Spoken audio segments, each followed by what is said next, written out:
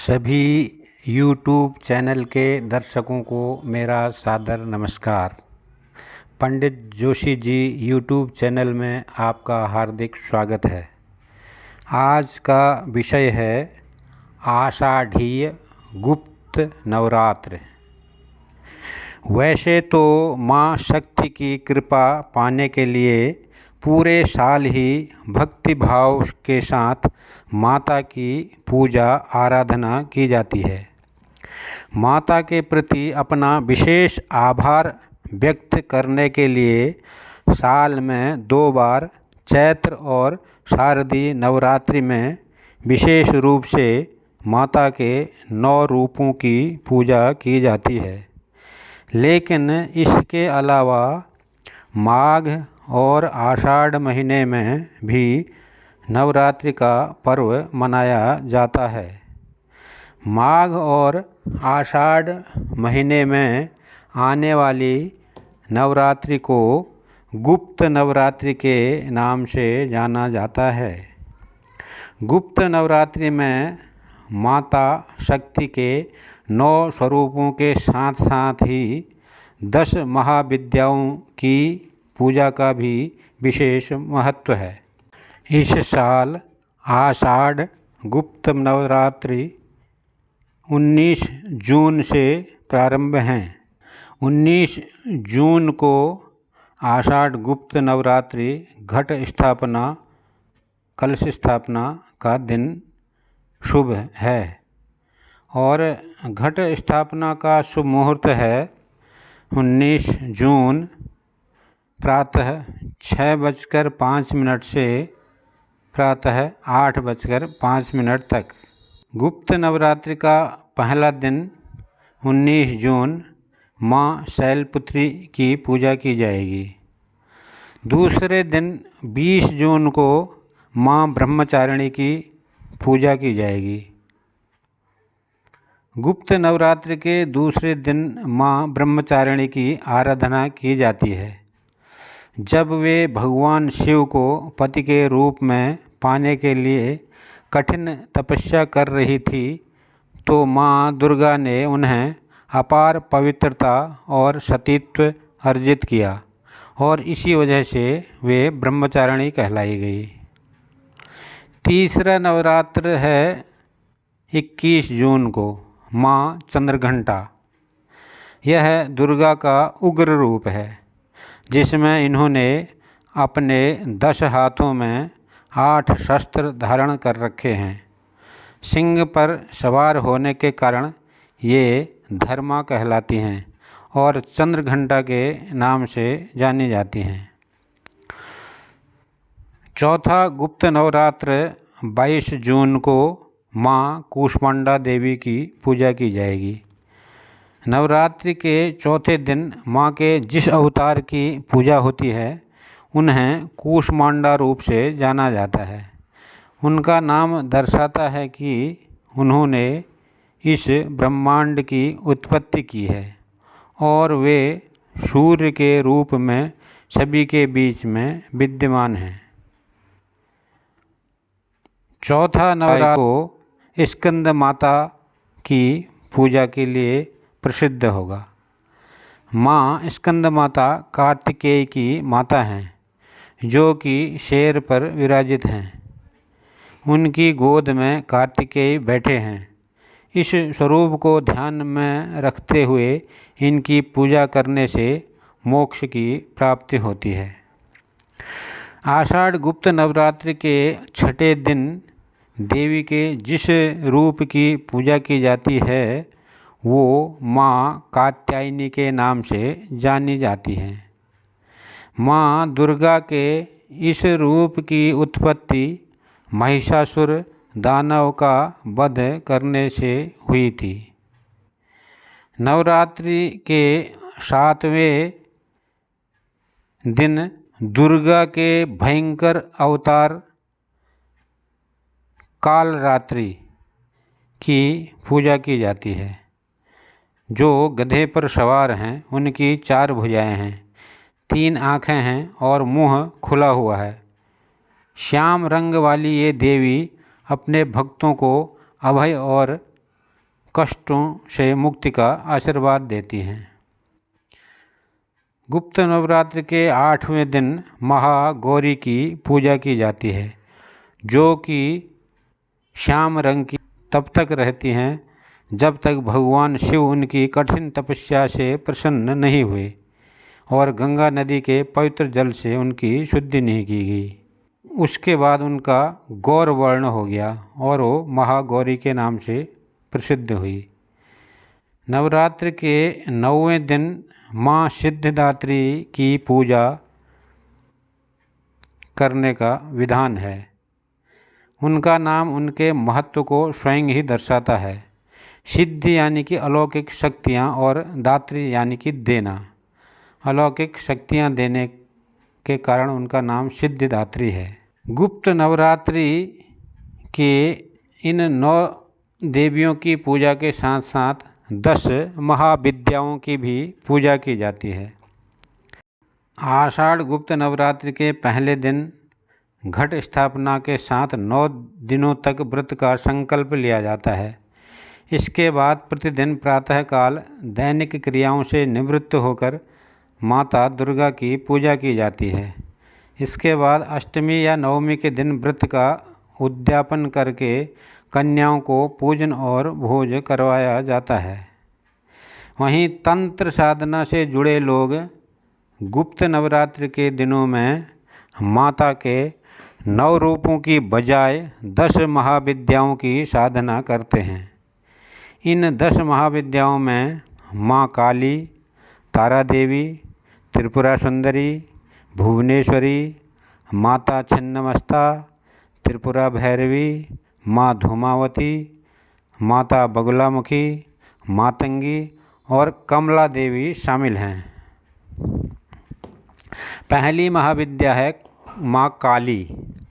सभी 10 महाविद्याओं में माँ काली को प्रथम माना गया है। माता काली का स्वरूप रौद्र है, लेकिन वे आसानी से क्रोधित हो जाती हैं और उतनी ही आसानी से प्रसन्न भी हो जाती हैं। माँ काली का पूजन बेहद निष्ठा, पवित्रता और नियमों के साथ की जाती है। माता काली की सच्चे मन से साधना करने पर साधक को अपने विरोधियों और शत्रुओं पर विजय मिलती है और बिना भय के अपना जीवन सुख और समृद्धि के साथ बिताया जा सकता है। माँ काली को प्रसन्न करने के लिए मंत्र है ओम ह्रीं श्रीं क्रीं परमेश्वरी कालिके स्वाहा। 10 महाविद्याओं में दूसरी महाविद्या है तारा। सबसे पहले महर्षि वशिष्ठ ने महाविद्या तारा की आराधना की थी।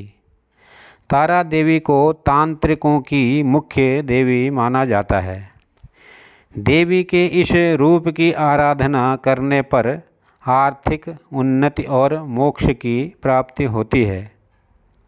तिब्बत में माता तारा का विशेष स्थान है। इन्हें ग्रीन हरी तारा, सफ़ेद तारा या नील तारा के नाम से पूजा जाता है। इन्हें प्रसन्न करने के लिए मंत्र है ओम ह्रीं श्रीं हूं फट।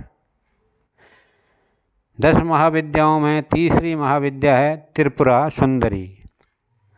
माता त्रिपुरा सुंदरी को ललिता या राजराजेश्वरी के नाम से भी जाना जाता है। माता त्रिपुरा सुंदरी के स्वरूप की बात करें तो माता की 4 भुजा और 3 नेत्र हैं। इन्हें प्रसन्न करने के लिए मंत्र है ऐं ह्रीं श्रीं त्रिपुर सुंदरिये नमः। 10 महाविद्याओं में चौथी महाविद्या है भुवनेश्वरी। माता भुवनेश्वरी को शताक्षी और शाकंभरा के नाम से भी जाना जाता है। संतान की चाह रखने वाले दंपतियों के लिए माँ भुवनेश्वरी की साधना बेहद फलदायी होती है। चौथी महाविद्या भुवनेश्वरी के आशीर्वाद से सूर्य के समान तेज और जीवन में मान सम्मान मिलता है। इन्हें प्रसन्न करने के लिए मंत्र है ह्रीं भुवनेश्वर्यै ह्रीं नमः।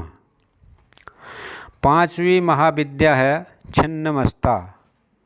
माता छिन्नमस्ता के दर्शन और उनकी साधना के तरीके पर निर्भर करता है। माता छिन्नमस्ता की साधना यदि शांत मन से की जाए तो शांत स्वरूप और उग्र रूप से साधना करने पर माता के उग्र रूप के दर्शन होते हैं। छिन्नमस्ता का स्वरूप कटा हुआ सिर और बहती हुई रक्त की 3 धाराओं से सुशोभित रहता है। इन्हें प्रसन्न करने के लिए मंत्र है श्रीं ह्रीं ऐं वज्र वैरोचान्यै ह्रीं फट स्वाहा।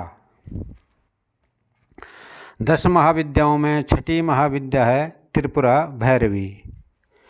छठी महाविद्या की साधना जीवन के सभी बंधनों से मुक्ति और समृद्धि व खुशहाली प्राप्त करने के लिए की जाती है। त्रिपुरा भैरवी या भैरवी महाविद्या की साधना से व्यक्ति को व्यापार में लगातार बढ़ोतरी और धन संपदा की प्राप्ति होती है। 7वीं महाविद्या है धूमावती। 7वीं महाविद्या के रूप में माँ धूमावती की साधना की जाती है।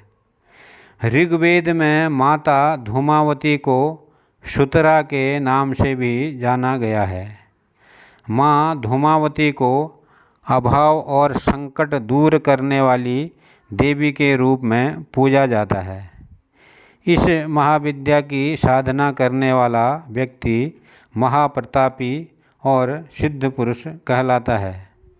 इन्हें प्रसन्न करने के लिए मंत्र है ओम धूं धूं धूमावती देव्यै स्वाहा। 8वीं महाविद्या है बगुलामुखी। 8वीं महाविद्या को बगुलामुखी के नाम से जाना जाता है। माँ बगुलामुखी की साधना दुश्मनों के भय से मुक्ति और वाक सिद्धियाँ प्राप्त करने के लिए की जाती हैं। गुप्त नवरात्रि में माँ बगुलामुखी की आराधना करने से जीवन के हर क्षेत्र में सफलता प्राप्त होती है। इन्हें प्रसन्न करने के लिए मंत्र है ओम ह्रीं बगुलामुखी देव्यै ह्रीं ओं नमः। 9वीं महाविद्या है मातंगी। 9वीं महाविद्या के रूप में माँ मातंगी साधकों के गृहस्थ जीवन को सुखमय और सफल बनाने का कार्य करती हैं। माँ मातंगी की कृपा से साधक खेल, कला और संगीत के क्षेत्र में सफलता प्राप्त करता है। इन्हें देवी सरस्वती का भी एक रूप माना जाता है। इन्हें प्रसन्न करने के लिए मंत्र है ओम ह्रीं ऐं भगवती मतंगेश्वरी श्रीं स्वाहा। 10 महाविद्याओं में 10वीं महाविद्या है कमला। 10वीं महाविद्या के रूप में माता कमला की आराधना की जाती है। माता कमला की साधना से समृद्धि, धन, नारी और पुत्र की प्राप्ति होती है।